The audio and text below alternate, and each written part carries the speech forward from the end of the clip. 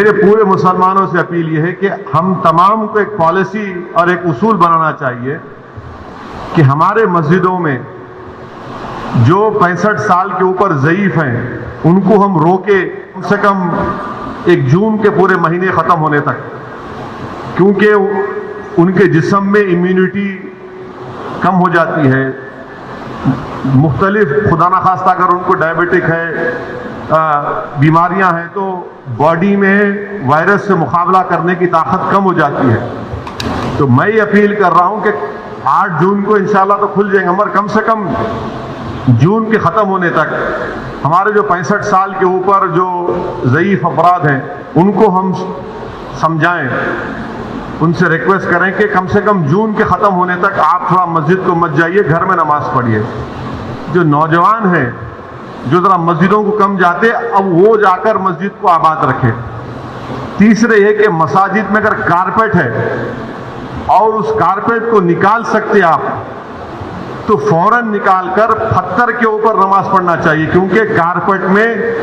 Epidemiologist اور جتنے health expert سے ڈاکٹرز وہ بولتے ہیں کہ کارپیٹ میں بہت سے جراثیم جم جاتے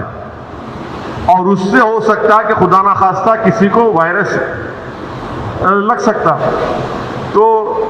چوتھی بات کام ہم کو یہ کرنا چاہیے کہ مساجد میں بیت الخلاء اور وضو کا انتظام نہ رکھیں، کیونکہ وہ وضو کرتے کلی کرتے اور پھر آپ آ کے نماز پڑھتے تو لوگ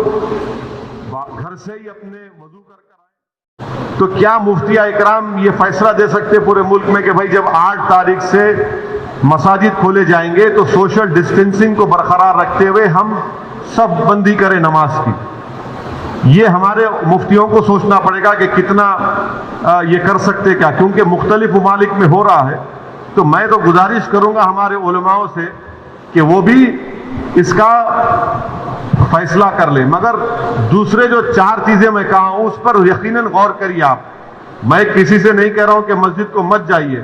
میں یہ کہہ رہا ہوں کہ آپ صحیح کہہ رہے ہیں کہ وائرس ابھی بڑھ رہا ہے، وائرس ختم نہیں ہوا ہے، وائرس بڑھ رہا ہے ابھی، اور خاص طور سے جو ہمارے 65 سال کے اوپر کے جو لوگ ہیں اور جو لوگ مختلف امراض کے شکار ہیں، جس کو کڈنی کی بیماری ہے، ہارٹ کی ہے، لنگز کی ہے،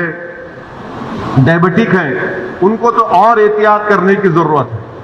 بہت احتیاط کرنے کی ضرورت ہے ان کو،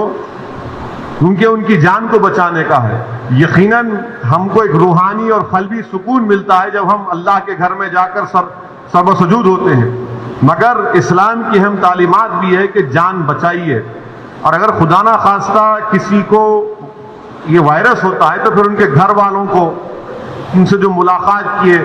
پھر ایک نیا سلسلہ شروع ہوتا ہے ٹریسنگ کا، پرائمری کانٹیکٹ کون تھے، سیکنڈری کانٹیکٹ کون تھے۔ یہ میرے احساسات ہیں، اور یہ اسی وقت ہوگا جب ہمارے تمام مفتیہ اکرام چاہے وہ کسی بھی مکتب فکر کے ہوں، وہ اس کا ایک اجتماعی طور پر نوٹ لے کر سب کو بتائیں۔